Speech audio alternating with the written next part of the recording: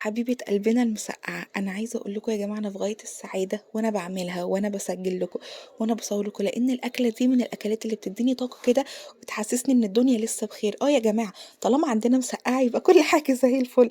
تعالوا أوريكم بقى نعملها إزاي بطريقة سهلة جدا. الأول هحمر كده تومتين وأحط عليهم شوية خل، وكنت ضربت شوية طماطم في الخلاط.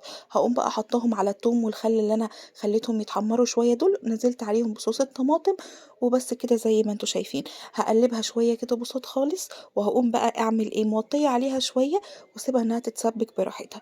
ولمّا بقى تتسبِّك يا جماعة، هاقوم بقى جايبة التوابل بتاعتي، اللي هو عبارة عن مرقة وبودرة ثوم وبودرة بصل وكمون وسِنّة شطة لو أنتِ تحبّي تحطّيها. قطّعت البتنجان والفلفل كمان نضّفته، حطيت على البتنجان كده معلقة ملح كبيرة زي ما أنتم شايفين، وهابدأ إن أنا أحمّر فيه. بدأت إن أنا كده أحمّر البتنجان بتاعي، بس قُلت بقى إيه، أمّا أخلّص تحمير أبقى أصوّر لكم. زي ما أنتم شايفين كده، وكمان حمّرت البتنجان بتاعي وده شكلهم بعد التحمير.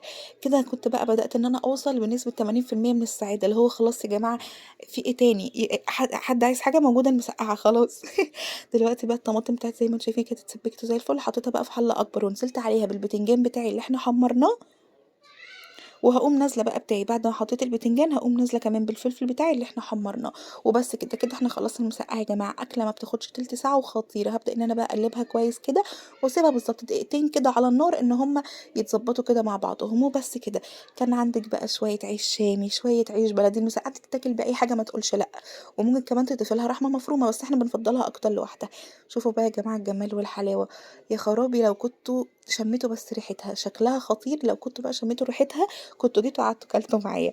ما اقولكوش على الجمال والحلاوه يا جماعه، خطيره. غرفت انا بقى في طبق كده، بس طبعا ايه، حاولت ان انا اتمالك نفسي وقطعت حته عيش كده وقلت اوريكم المسقعه وهي دايبه كده، البتنجان دايب والفلفل خطير يا جماعه. طبعا تقدروا ان انتوا تحطوا فيها بقى كل حاجه انتوا تحبوها، بطاطس، لحمه مفرومه، بس احنا بنحبها كده. وما اقولكوش بقى على الجمال والحلاوه. الف هنا وشفا. ما تنسونيش في اللايك والشير وسبسكرايب.